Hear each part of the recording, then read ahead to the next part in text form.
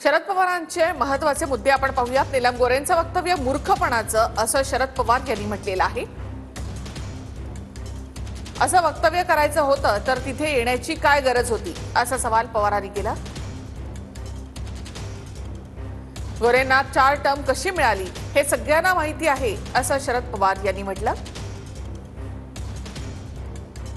एका मर्यादित काळामध्ये गोरेंनी 4 पक्षांचा अनुभव घेतलेला आहे, असं पवार म्हणाले। संजय राऊतांनी सांगितलं ते 100% बरोबर आहे, असंही शरद पवार म्हणाले। असहयोगकरांच्या तीव्र भावना पाहिल्या तर आत्मसन्मान असलेली व्यक्ती पदावर राहणार नाही, असं त्यांनी धनंजय मुंडे यांच्या संदर्भात म्हटलंय।